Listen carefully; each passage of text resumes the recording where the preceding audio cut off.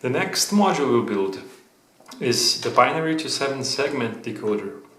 And although it might seem a bit early to build it, since we haven't done any registers or the ALU or other parts of the computer, I would like to build it first, because it not only it's a proof of concept of the EEPROM substitution for combinational logic, which we'll have to program, but as well it will sit on top of the other board that will later join with the first board where we built the clock and the program counter. So we will populate from top to bottom, and as well we'll have the ability to already see what will be dealing with the numbers, a decoder, and we will be basing this on a 555 timer IC, on a 74 HCT161 binary counter, one 74 HCT139 decoder, one 28C64 EEPROM that will program accordingly to display what we want, and the displays. I'll show you on the schematics how this all is supposed to work.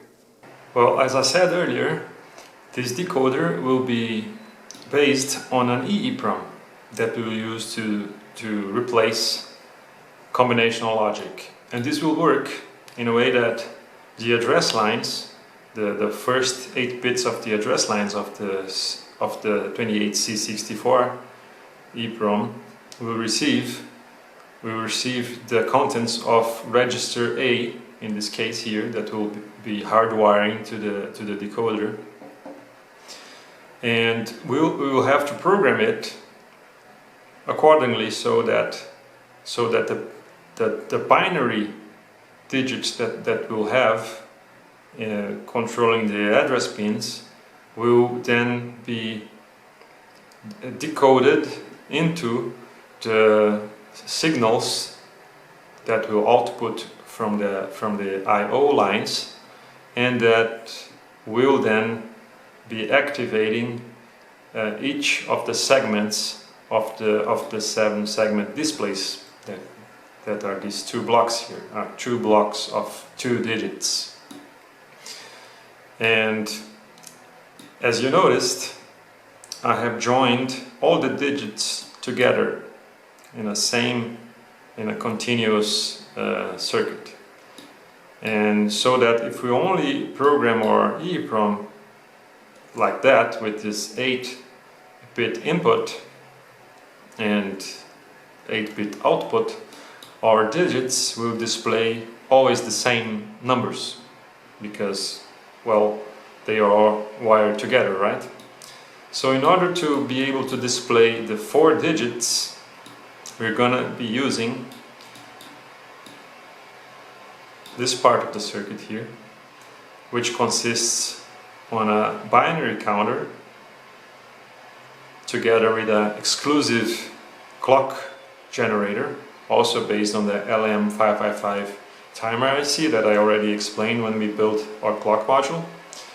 And in this case, the clock pulse that it will generate will be a fixed clock pulse and a fast one, based on this 10 nanofarad capacitor and 101 kilo ohm resistor to charge it. So the time constant will be fairly fast, and the output of it will then feed the LS161 counter that we already seen how it works on our program counter. And in this case it will count also very fast according to the time constant I just mentioned. But we will only be using the least significant bits of the 4-bit output. We'll only need 2, and that's because encoded in the first 2 bits are 4 possible states, which is state 0, 1, 2 and 3. Both lines are 0, the first one is 1, the second is 0, then the first one is 0, the second is 1, and then both are 1, so binary 0, 1, 2, 3. And this will feed also into 2 address lines of the EEPROM. So this way, not only will have the digit encoded coming from the register A, we also have 2 extra address lines here that will tell us which digit are we talking about that should be displayed. Digit 1, 2, 3 or 4, based on this counter. And not only this part is necessary, but also a decoder or demultiplexer, which is the 74LS139, which will take the same output from the counter and decode it into 4 lines that are negative logic, so they will all be high except for the one that is being decoded. And this will be fed to the common cathode of the displays. Each cathode from each digit will be separately connected to one output of the decoder. And this so in this way, the clock running fast, as it will run, with each clock pulse, only one digit will be enabled at a time. And since the clock runs so fast, and since the human side is really slow comparing to that, although we'll only be activating one digit at a time, we won't be able to tell, because it will be so fast that for our eyes the 4 digits will be lit for the whole time.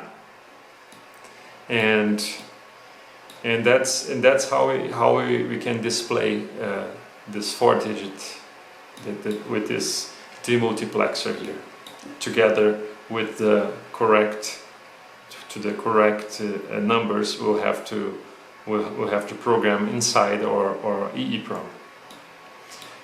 And last but not least, we also use 2 more address lines here that will be controlled by our control logic later on, that will tell if we're displaying a signed or unsigned number. And I also plan to build an option to show hexadecimal numbers. We'll see how this will work. And of course, for this EEPROM here, we should tie the write enable to VCC, so it will never write, and output enable and chip select to ground, so it will always be outputting its content, and also will always be selected. Notice that I represented this 28C64 with a 28C256 IC here on KiCad, because it actually doesn't matter. If you could use a 28C256 depending if you can get it easy or cheap, and we will just be tying the unused address lines that are then left over to ground. It has the absolute same pinout as the 28C64, and except that in the 28C64 the address 13 and 14 are not connected internally, so it actually makes absolutely no difference here. Okay, let's get on with our build. So again, after a few hours of soldering, we have finished to build our output display, and I can power it up if you want, but unfortunately there will be nothing interesting to show because we haven't programmed our EEPROM yet. So it just shows us 8888 no matter what we do, because a blank EEPROM normally comes from the factory with ones written to all its addresses. So we light up every LED on our display. And but we could show that our logic here is working, and we could do that on the oscilloscope. If I hook the oscilloscope here out to one or two of the outputs from our demultiplexer, we'll be able to see that. Let's see, let's take the most significant bit here, and the one next to it, and as we can see on the oscilloscope, they are not going to ground together, just one after the other.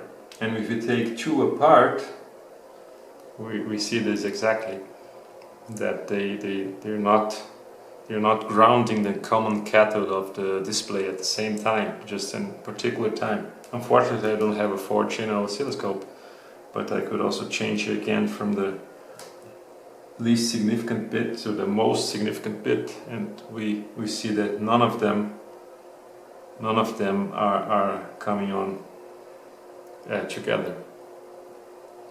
And also the frequency that we see is 180 Hertz, which is fast enough so we will never notice what's going on with our eyes.